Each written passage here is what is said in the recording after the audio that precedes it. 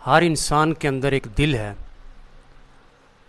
اور یقیناً اللہ تبارک و تعالیٰ نے ساری مخلوقات میں سے انسان کو اشرف بھی بنایا اور احسن بھی بنایا، یعنی خوبصورت بھی بنایا اور اشرف بھی بنایا ساری مخلوقات میں سے۔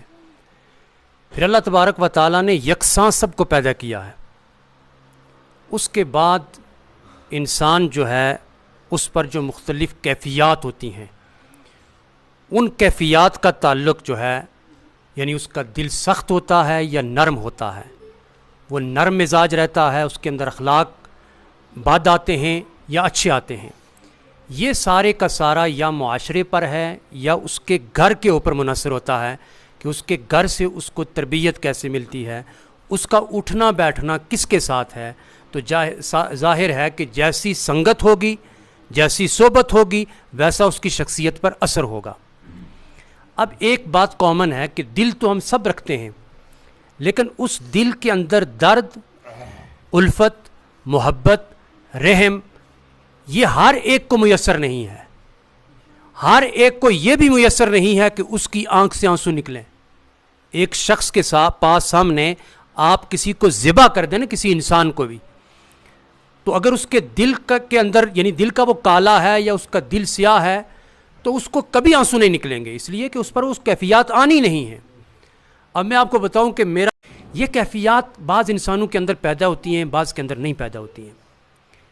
ان میں جو میں بتانے لگا ہوں وہ یہ ہے کہ اگر کوئی انسان یہ چاہتا ہے کہ ان کیفیات کا نزول یا مجھ پر بھی وارد ہوں، اس کا صرف ایک وظیفہ ہے، کیونکہ اہل اللہ کی مجلس کے اندر بیٹھیں آپ تو وہ یہ کہ سبق دیتے ہیں۔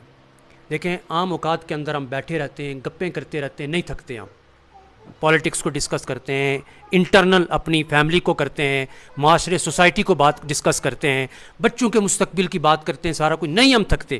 کوئی تھکتا ہے؟ چونکہ ہماری دلچسپی ان چیزوں کے اندر ہے۔ اللہ رسول کی تھوڑی سی بات کی جائے تو لوگوں کو نیند آنا شروع ہو جاتی ہے، اونگ آنا شروع ہو جاتی ہے، وہ ان چیزوں کا ان پر اثر نہیں ہوتا ہے۔ اگر یہ چاہتا ہے کوئی بندہ کہ میرا دل نرم ہو، میں محبت کروں، مجھ سے لوگ محبت کریں، تو اس کا ایک وظیفہ ہے، اور وہ وظیفہ ہے سرکار کائنات صلی اللہ علیہ وسلم کی ذات پر درود و سلام پڑھنا۔ یہ قبر کے اندر بھی کام آئے گا۔ ابھی ہم درود شریف ایک پڑھیں گے جو قبلہ مولوی صاحب پڑھا کرتے تھے ختم انبیاء کے موقع پر۔ میں آپ کو تھوڑی سی بتاتا ہوں۔ ایک بزرگ گزرے ہیں، محمد بن سلیمان الجزولی رحمۃ اللہ تعالی علیہ، وہ بہت بڑے امام بھی گزرے ہیں، اور اس وقت پوری دنیا کے اندر ان کا ایک مجموعہ درود شریف ہے جس کو دلائل الخیرات کہا جاتا ہے۔ اور صوفیاء نے یہ کہا ہے کہ اگر کوئی بندہ دلائل الخیرات یعنی درود شریف کا مجموعہ اور دعاؤں کا مجموعہ ہے، اس کا عامل ہو جاتا ہے، یعنی وہ عمل کرتا ہے، اس کا 8 دن کا وہ مطلب اس کا وظائف ہے، ہر دن، یعنی آج اتوار ہے تو اتوار کا درود شریف پڑھنا ہے، ایک اس کی منزل ہے پوری جس کو حزب کہتے ہیں۔ اچھا، انہوں نے 8 حزب اس کے اندر رکھی ہیں۔ اس وقت مدینہ شریف کے اندر جو جتنے بڑے مشائخ ہیں، مدینہ کے جو کتب ہیں، وہ جو جن بزرگوں سے ہماری نسبت ہے، وہ مدینہ شریف جاتے ہیں، اور ان کی ڈیلی وہاں پہ محفل میلاد ہوتی ہے، اور وہاں پر سینکڑوں کی تعداد میں مشائخ جمع ہو کر دلائل الخیرات کا ورد کرتے ہیں۔ اب دلائل الخیرات کے جو یہ بزرگ ہیں جنہوں نے یہ مجموعہ درود شریف جو ہے یہ مرتب کیا ہے، یہ سفر میں گئے، اور ان کے ساتھ پورا ایک قافلہ ہے۔ ایک کنواں پانی کا تھا، اور جس کے نیچے پانی تھا، اب وضو کرنا تھا، پیاس لگی ہوئی ہے، اور وہ اس کے ارد گرد جو ہے وہ چکر کاٹ رہے ہیں کہ قریب ایک گھر کی کھڑکی سے ایک بچی کی نظر پڑی ان پر، اور بچی کی نظر پڑی تو وہ وہیں سے پکار اٹھی، اور ایک روایت میں آ کے وہ نیچے اتر آئی۔ بچی نے آ کے پوچھا کہ کیا مسئلہ ہے، کیوں پریشان ہیں آپ، اور آپ کون ہیں؟ انہوں نے کہا میرا نام محمد بن سلیمان الجزولی ہے۔ بچی نام سنا ہوا تھا، کتنے بڑے بزرگ، تو کہنے لگی کیا پریشانی ہے؟ کہنے لگے پانی نہیں، بہت نیچے ہے، اور پانی ہمارے پاس نہیں ہے، کوئی اگر انتظام ہو جائے۔ اس نے کہا یہ بھی کوئی پریشانی ہے؟ اتنے بڑے بزرگ ہو کر کے تو ایک چھوٹی سی بات پر آپ پریشان ہیں۔ بچی نے اس کنویں کے اندر تھوک دیا۔ جیسے بچی نے کنویں کے اندر تھوک دیا تو وہ پانی خود بخود کنویں کے اوپر آ گیا اور اس سے باہر نکلنے لگا۔ اچھا، وہ خوش ہوئے سارے، انہوں نے وضو کیا، پانی پیا۔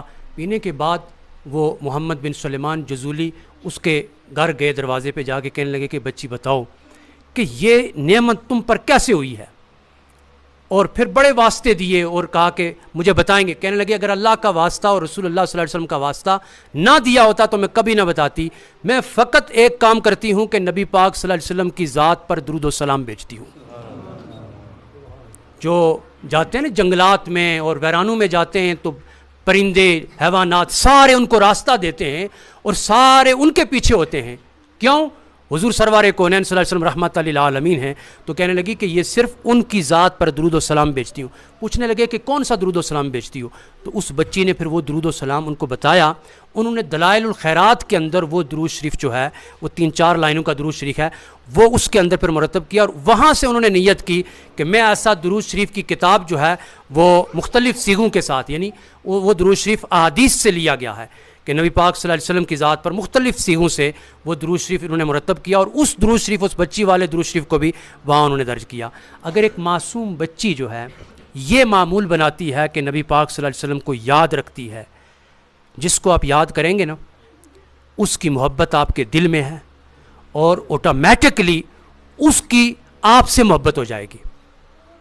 دیکھیں نا، اگر آپ کے 4 بچے ہیں اور 4 بچوں میں سے کسی ایک کو جو ہے زیادہ پسند کرتے ہیں، اس کا ذکر کرتے ہیں، اٹھتے بیٹھتے اس کی کیئر کرتے ہیں، تو یقیناً بچے کی توجہ بھی آپ کی طرف ہوگی. ایسے ہی سرکار کائنات صلی اللہ علیہ وسلم نے ارشاد فرمایا کہ جو جس کا ذکر کرتا ہے یا جو جس سے محبت کرتا ہے حشر کے دن اس کے ساتھ اس کو اٹھایا جائے گا. اب یہ آخری جملہ تھا میرا کہ دنیا کے اندر جو جس سے محبت کرتا ہے آخرت میں اسی کے ساتھ اس کا حشر ہوگا. ہم یہ چاہتے ہیں کہ نبی پاک صلی اللہ علیہ وسلم کی ذات سے محبت کی جائے، اس لیے کہ ہمارا حشر آقا علیہ الصلوۃ والسلام کے ساتھ ہو. دنیا 4 دن کی ہے، سب نے مر جانا ہے، یہ ساری چیزیں یہاں رہ جائیں گی. تو یہ خزانہ ہے درود شریف کا، یہ قبر کے اندر بھی کام آئے گا، زندگی کے اندر بھی کام آئے گا. اور پھر ان بزرگوں نے لکھا